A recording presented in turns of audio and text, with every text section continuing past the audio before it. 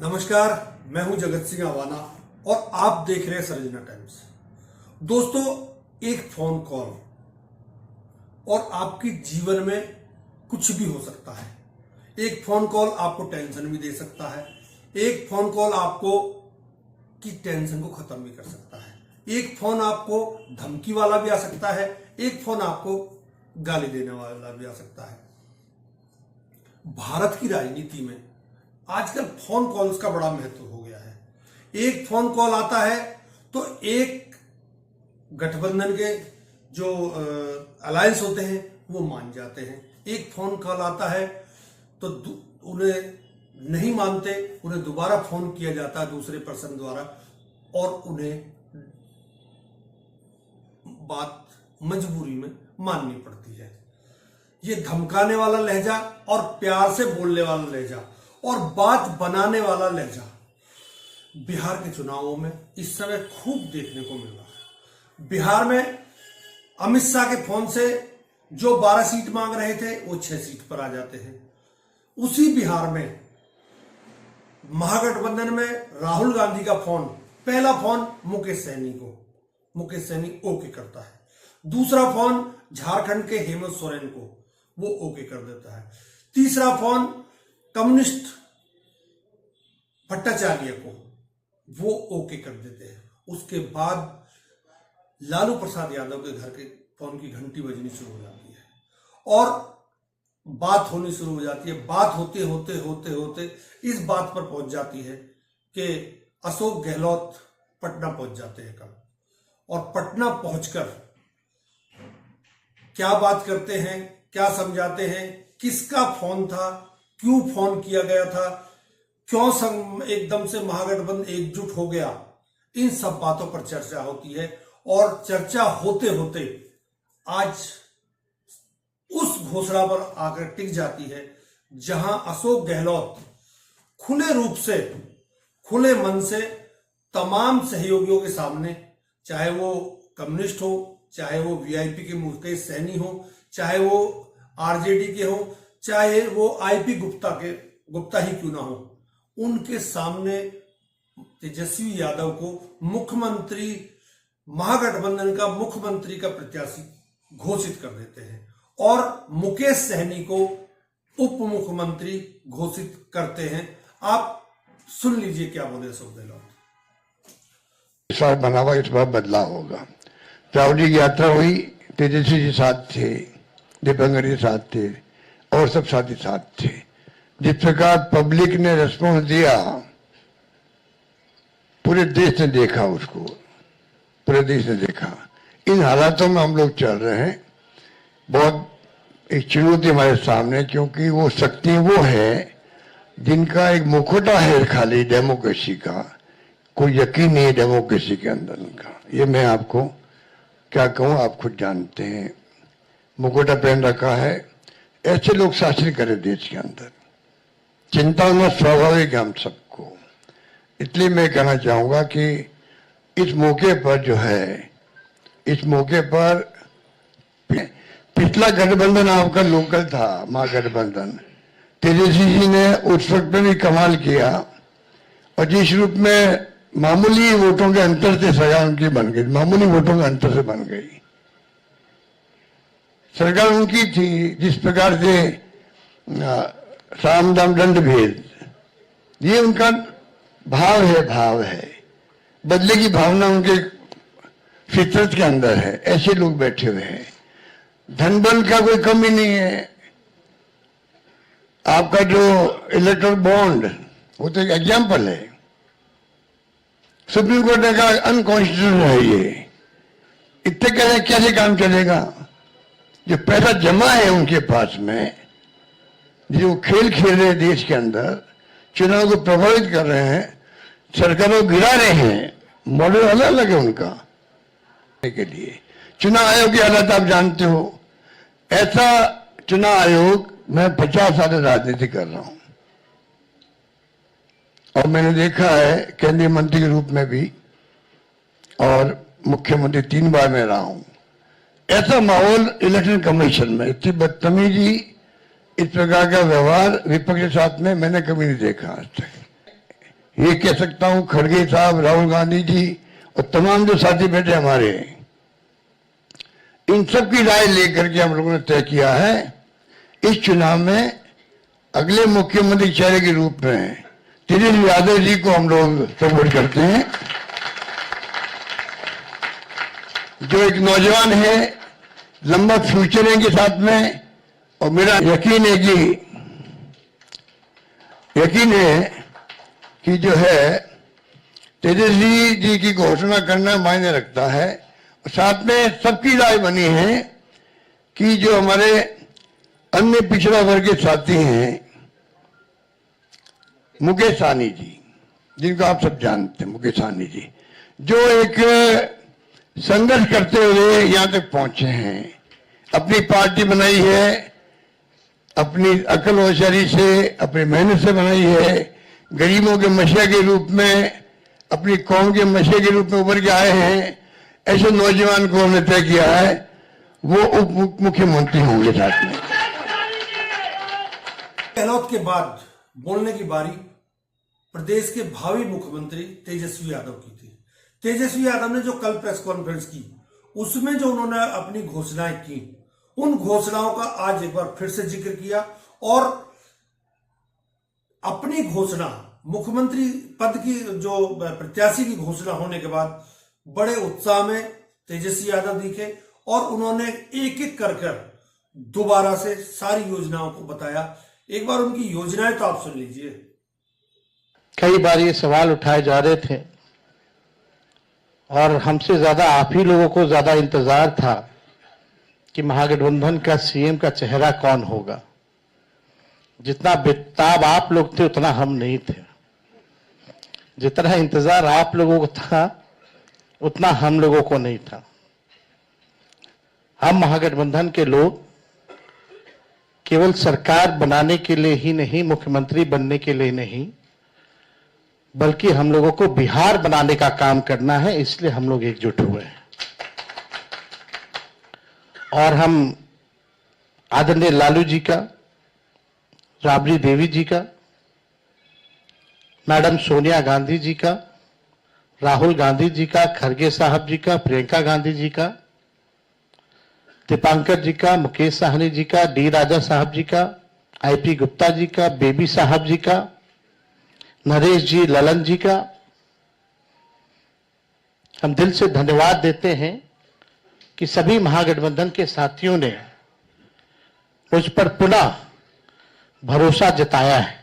इसके लिए सभी हमारे महागठबंधन के नेता हों, कार्यकर्ता हों, उन सब लोगों को दिल से हम धन्यवाद देते हैं। और उन सभी लोगों से जरूर कहना चाहेंगे कि जो उम्मीद, जो विश्वास आप लोगों ने हम पे जताया है, उस उम्मीद पर हम जरूर खड़े उतरेंगे और मिल करके जो डबल इंजन की सरकार है, एक इंजन भ्रष्टाचार में है, एक इंजन अपराध में है, ऐसी 20 साल पुरानी निकम्मी सरकार को हम लोग उखाड़ करके फेंकेंगे। ठीक कहा अशोक गहलोत जी ने कि भाई हमारा तो जॉइंट प्रेस कॉन्फ्रेंस भी हो गया, इससे पहले कई राउंड हम लोग साथ भी बैठे, लेकिन हम लोगों ने नीतीश जी के साथ जो है, जो अन्याय हो रहा है एनडीए में, एक बार भी कोई भी जॉइंट प्रेस कॉन्फ्रेंस जो है नहीं की गई है और ना ही ऑफिशियली रूप से मुख्यमंत्री का चेहरा घोषित किया गया है। तो हम लोग तो शुरू दिन से ही कह रहे थे कि भाजपा के लोग नीतीश जी को दोबारा मुख्यमंत्री नहीं बनाएंगे और इस पे और किसी ने मुहर नहीं लगाया है, बल्कि अमित शाह जी ने एक बार नहीं कई बार इस बात को बोला है कि विधायक दल की जो संख्या होगी वो तय करेगा। लेकिन अमित शाह जी से हम जानना चाहेंगे, इस बार आप ये बात कह रहे हैं, पिछले बार तो ये बात नहीं थी। यह लगातार 20 साल से एनडीए की सरकार है, हमेशा से मुख्यमंत्री का चेहरा आप लोगों ने घोषित किया।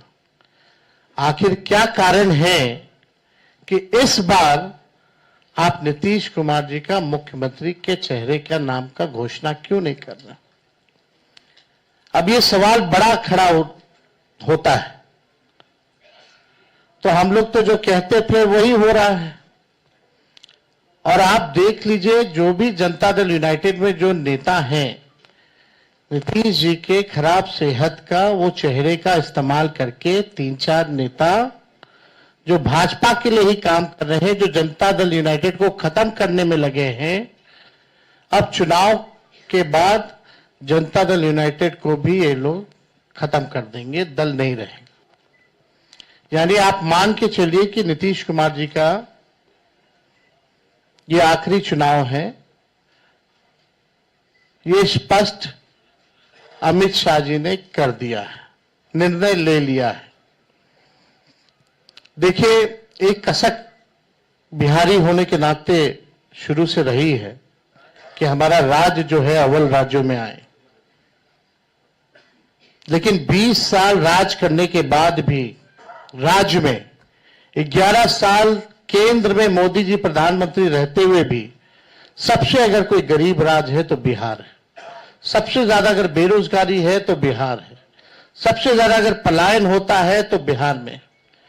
महंगाई है, कारखाने नहीं है, यहां उद्योग नहीं है, धंधे नहीं है, पढ़ाई, दवाई, कमाई, सिंचाई की व्यवस्था नहीं है, फूड प्रोसेसिंग यूनिट्स नहीं है, आईटी हब नहीं है, SEZ नहीं है, आईटी पार्क की व्यवस्था नहीं है, एग्रो बेस्ड इंडस्ट्री नहीं है बिहार में।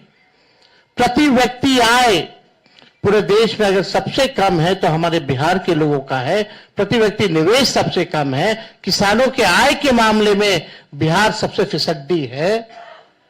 और यहां अपराध चरम सीमा पर है। 70,000 से भी ज्यादा हत्याएं 20 साल में हो गई। ना सुनवाई है, ना कार्रवाई होती है।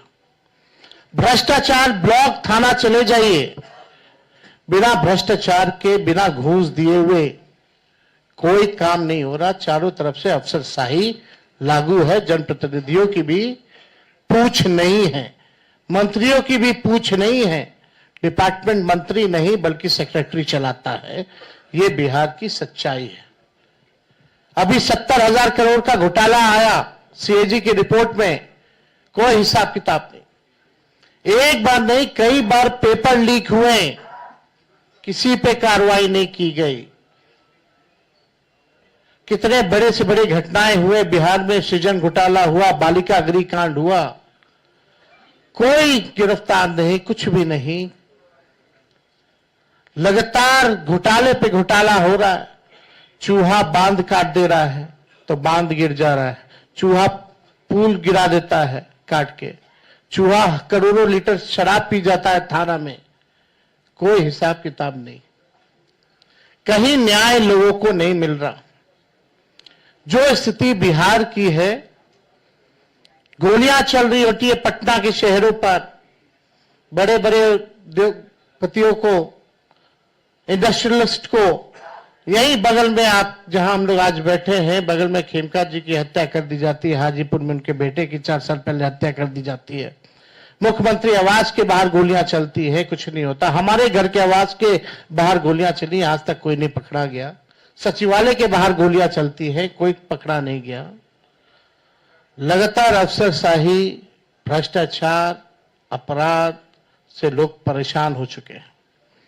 इस सरकार के पास, देखिए, हम लोग तो अपना विजन लगातार बता रहे हैं। हम लोग यहां आए, लगातार अपने विजन को बताया। कल भी हमने अपने विजन को बताया।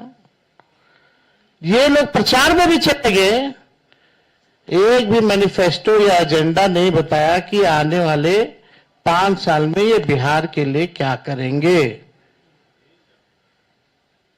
आप लोग सब लोग गवाह हैं। चाहे भाजपा के प्रधानमंत्री हो, अमित शाह हो, नीतीश बाबू हो, किसी भी व्यक्ति ने अपना agenda, road map, vision, blueprint अगले 5 साल के लिए नहीं रखा। लेकिन ये नकलची सरकार, तेजस्वी ने जो कहा उसका इन लोगों ने नकल किया। हमने पेंशन बढ़ाने की बात की 1500 रुपए, तो ये 1100 करते। हमने 200 यूनिट फ्री में बिजली की बात की तो 125 यूनिट ये फ्री में देने लगते हैं। हमने डोमिसाइल की बात की तो ये डोमिसाइल की बात करते हैं। हमने युवा आयोग की बात की तो इन्होंने युवा आयोग के बारे में बात की। हमने 5 लाख सरकारी नौकरियां दी तो अब ये भी नौकरी की बात कर रहे हैं।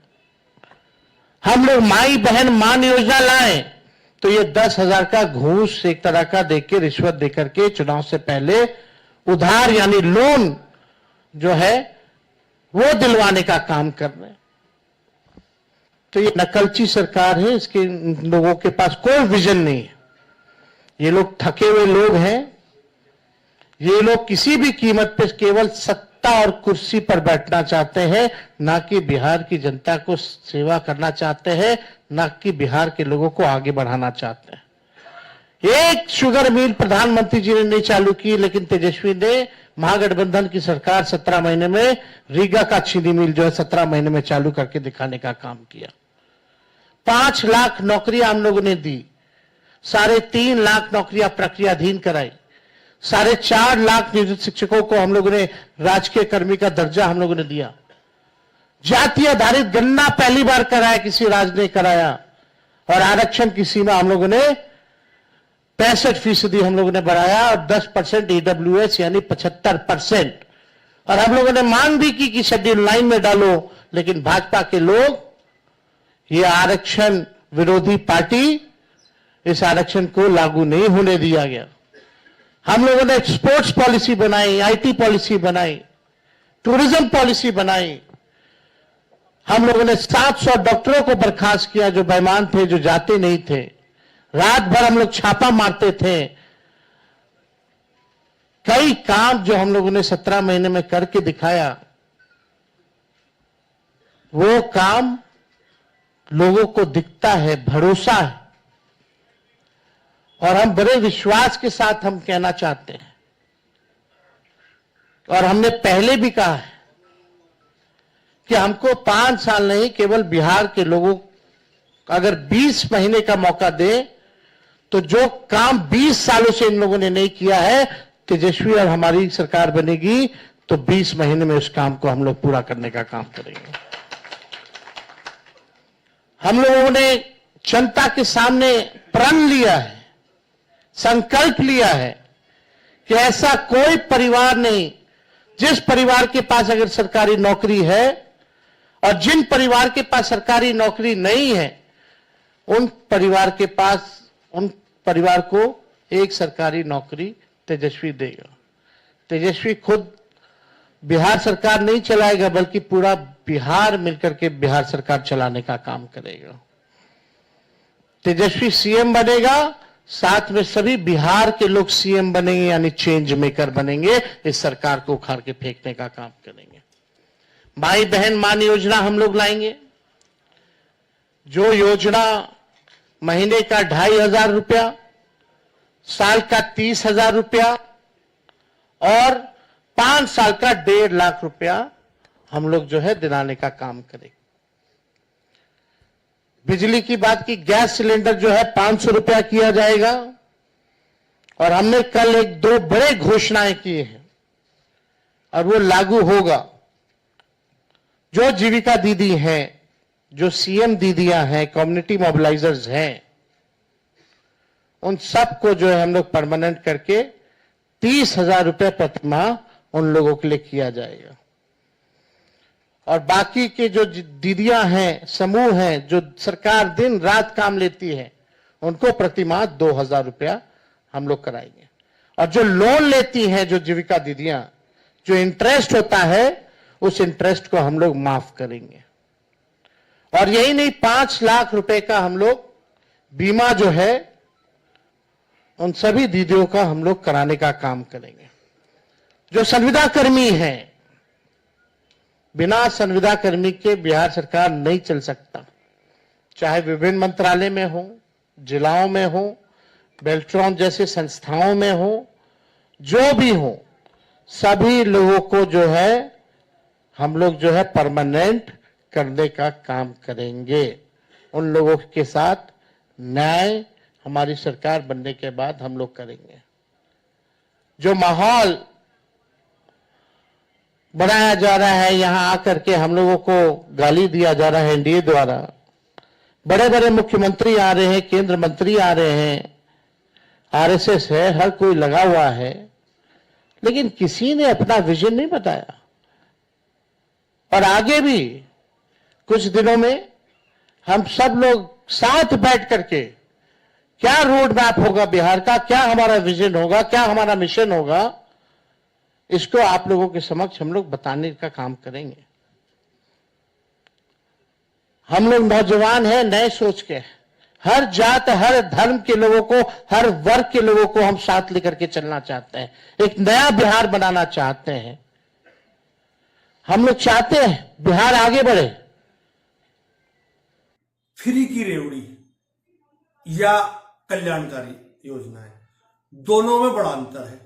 दोनों ही पार्टियों के, सारी दलों के ये फेवरेट सब्जेक्ट हैं। कोई दूसरे को फ्री की रेवड़ी बताता है तो कोई दूसरे को फ्री की रेवड़ी बताता है, लेकिन जो देता है वो कल्याणकारी योजनाएं बताता है। बीजेपी घोषणा करे तो वो कल्याणकारी योजनाएं हो जाती हैं, एनडीए घोषणा करे तो वो कल्याणकारी घोषणाएं हो जाती है। परंतु वही काम अगर विपक्षी करे तो वो फ्री की रेवड़ी हो जाती है। 10,000 रुपए खाते में चुनाव से एक दिन पहले डले तो वो रिश्वत नहीं है, वो कल्याणकारी योजना है। तेजस्वी यादव अगर घोषणा कर दे तो कहेंगे जी ये तो रिश्वत दी जा रही है। रिश्वत और रेवड़ी और जो कल्याणकारी योजनाएं हैं, ये कोई भी नेता अपनी जेब से नहीं दे रहा था, ये आपकी जेब का पैसा है, आपसे लेकर ही जनता में बांटा जाता है। तो इसमें आप खुद फैसला कीजिए कि जब 2014 से पहले घोषणाएं हो रही, इस देश को अगर मुफ्त की रेवड़ी बांटने का जो कल्चर शुरू किया है वो केजरीवाल और नरेंद्र मोदी को जाता है। 91 करोड़ लोगों को मुफ्त में भोजन इस देश में दिया जाता है। इस देश की स्थिति यह है कि 95 करोड़ को अगर भोजन सरकार ना दे तो भूखा मर जाए आदमी। आप खुद सोचिए, जब आप ही का पैसा और आप ही के लोगों को बांटा जा रहा है, क्या नेता अपनी जेब से पैसा दे रहे हैं? क्या सरकार जो बिना टैक्स के पैसा, जो हमसे टैक्स वसूल रही है, अगर हम उस टैक्स को देना बंद कर दें तो सरकार किसी को कल्याणकारी योजना दे सकती है या मुफ्त की रेवड़ी बांट सकती है? बड़ा सवाल है। सुप्रीम कोर्ट इस पर कई बार उंगली उठा चुका है कि ये फ्री की रेवड़ी बंद कीजिए, नहीं तो देश का बंटाधार हो जाएगा। परंतु कोई मानने को तैयार नहीं है। वो ये मानने को तैयार नहीं है कि अगर ऐसा नहीं करेंगे, कोई जीविका दीदी के नाम पे तो कोई लाडली बहना के नाम पर देता है पैसा, महिलाओं को देता है, परंतु वो ये नहीं कहेंगे कि हम काम कर देंगे, हम नौकरी देंगे। तेजस्वी नौकरी की बात कर रहे हैं, मैं बिल्कुल सहमत हूं। तेजस्वी ने कहा कि जो जीविका दीदियां जो टेम्परेरी है मैं उनको परमानेंट करूंगा, बहुत बढ़िया बात है। बीमा करूंगा, बहुत बढ़िया बात है। ये योजनाएं कहीं ना कहीं एक आम आदमी को लाभ दे सकती हैं अगर इनको धरती पर, जमीन पर उतारा जाए। परंतु इसके लिए बजट के लिए सेंट्रल गवर्नमेंट पर टिकना होगा। और तेजस्वी अगर मुख्यमंत्री बनते हैं, महागठबंधन जीतता है, तो केंद्र कितना उनकी सहायता करेगा ये भी आने वाले वक्त में देखने को मिलेगा। क्योंकि जो विपक्षी दल है उनका केंद्र से टकराव पिछले कई वर्षों से हम देखते चले आ रहे हैं। देखते हैं बिहार में ऊंट किसका ओर बैठता है। अभी तो महागठबंधन ने ये दाव फेंक कर कहीं ना कहीं एनडीए में ये सवाल तो पैदा कर ही दिया है कि मजबूरन उन्हें भी अब नीतीश को अपना मुख्यमंत्री पद का प्रत्याशी घोषित करना ही पड़ेगा, ऐसा प्रतीत होता, मुझे होता है। आगे क्या होगा कुछ नहीं कह सकता। अगर आपकी कोई सलाह है तो आप अपनी सलाह मुझे भेज सकते हैं। नमस्कार, बहुत बहुत धन्यवाद।